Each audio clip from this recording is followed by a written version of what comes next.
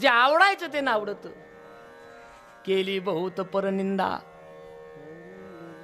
संतांचं बोलणं आवडत नाही आम्हाला, जीवाचं बोलणं आवडत नाही, पण लोकांचं आवडतं. लोकांनी आम्हाला चांगलं म्हणलं पाहिजे.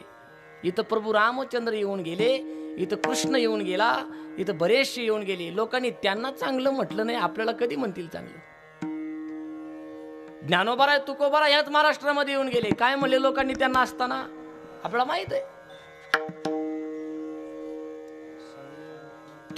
तुम्ही जगमान्य कधी होऊ शकत नाही. माणसाला तोच छंद आहे, मी जगमान्य झालो पाहिजे. माणसाला काय वाटतं? मी जगमान्य झालो पाहिजे. लोक बरं बघा, लहानपणापासून आमच्या मनामध्ये, आमच्या मस्तिष्कमध्ये तेच फिरतं. 4 लोक काय म्हणतील, 4 लोक काय म्हणतील, आणि 4 लोकांनी माझ्याबद्दल काय म्हणलं पाहिजे, हेच चालतं. पण माणसाला हे कळत नाही, बाबा 4 लोक आयुष्यभर काहीच म्हणत नाहीत. 4 लोक आयुष्य संपल्यावर म्हणतात राम नाम सत्य. आयुष्यभर काही म्हणत नाही.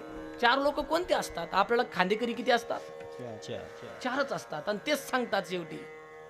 आयुष्यभरामध्ये लोकांना आवडण्याकरता जे जे केलं ते सगळं असत्य आहे, आणि मेल्यानंतर आम्ही जे म्हणतोय ते सत्य आहे. विठाला विठाला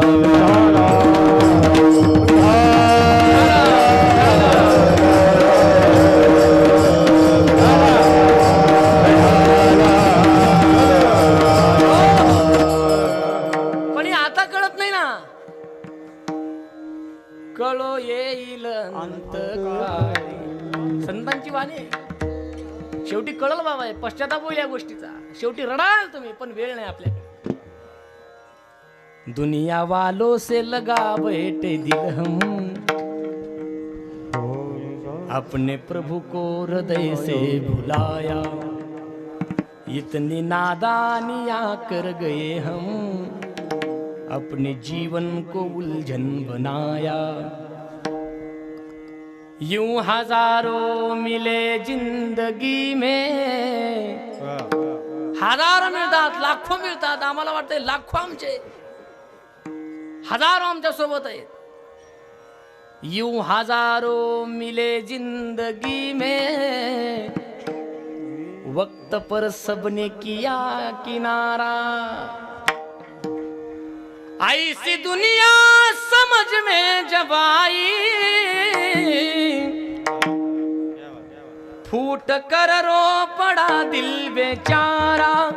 फूट कर रो पड़ा दिल बेचारा, फूट कर रो पड़ा दिल बेचारा. तेव्हा राहतं काय आपल्या हातात? अंतकाळी मी परदेशी. नामदेवराव म्हटले, तुझ्याशिवाय या तुला स्वदेशी कोणी नाही, तर परदेशीच आहे तू. पण समजत नाही माणसा. साधूच्या आवडीचं जिथं हित आहे तिथं वेळ नाही आम्हाला, फुरसत नाही आम्हाला. बाकी सगळ्या गोष्टीला फुरसत आहे, सगळ्या गोष्टीला. आणि हे माणसाचं हित आहे.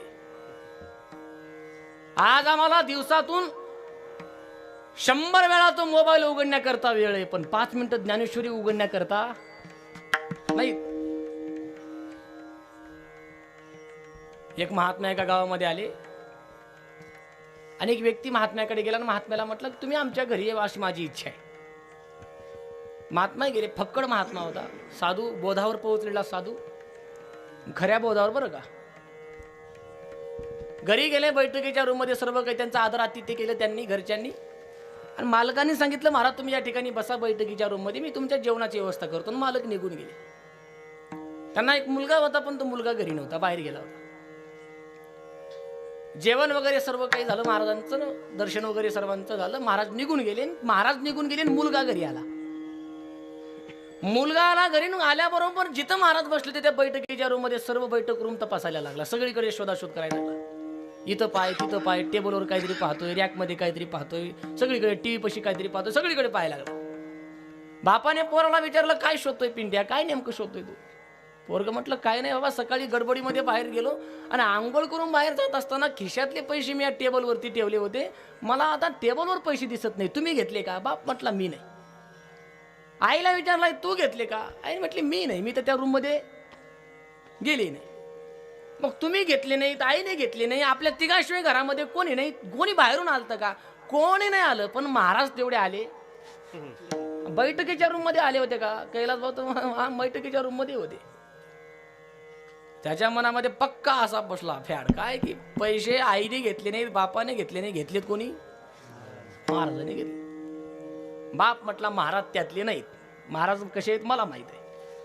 पण पोरग शिकलेलं होतं, त्यांना महाराज बिराज काही मान्य, आजकालच्या पोरांना ते मान्य नसतं. आता तो वेगळा विषय, तो वेगळा इश्यू आहे. मला तिकडे जायचंय नाही, का मानत नाहीत का नाही ते तुमचं तुम्हाला तपासा. काय असो पण पैसे घेतलेत महाराजांनी, काय असो पैसे घेतलेत. बापाने सांगितलं खबरदार महाराजाला काही म्हणायचं नाही, माझी श्रद्धा आहे महाराजांवरती आणि मला महाराज काय सगळे माहित आहे. तुला जरी कळत नसले तरी माझ्या करता शांत बस. 1 वर्ष त्या गोष्टीला गेली. 1 वर्षाच्या नंतर परत महाराज त्या गावामध्ये आले आणि परत त्या व्यक्तीने महाराजांना घरी आमंत्रण दिलं, बोलवलं. घरी महाराज आले, पण यावेळेस पोरग घरी होतं. महाराजांना बैठकीच्या रूम मध्ये बसवलं आणि पोराला सांगितलं मी आतमध्ये महाराजांच्या जेवणाची व्यवस्था करतो, तू महाराजांकडे बस जवळ. महाराजांना काही कमी जास्त लागलं विचार महाराजांना. महाराजांच्या जवळ खुर्ची घातली पोराने आणि बसलं खुर्चीवरती. खरं तर साधू आल्यानंतर खाली बसलं पाहिजे, ते पोरग शिकलेलं होतं, अगोदर सांगितलं तुम्हाला. ते वरी बसलं महाराजांसोबत, बसलं पण त्याच्या मनामध्ये एकच, तेवढं लक्षात राहू द्या. काय होतं, येऊन जाऊन पैसे घेतलेत कोण? महाराज.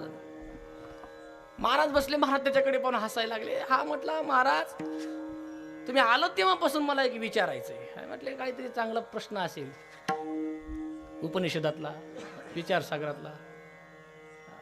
माझा उद्धार कसा होईल, मी ब्रह्म आहे कसं सिद्ध होईल, असं काहीतरी विचारले. साधूला वाटलं कोणी असा भेटला. आम्हाला लोक घरी नेतात,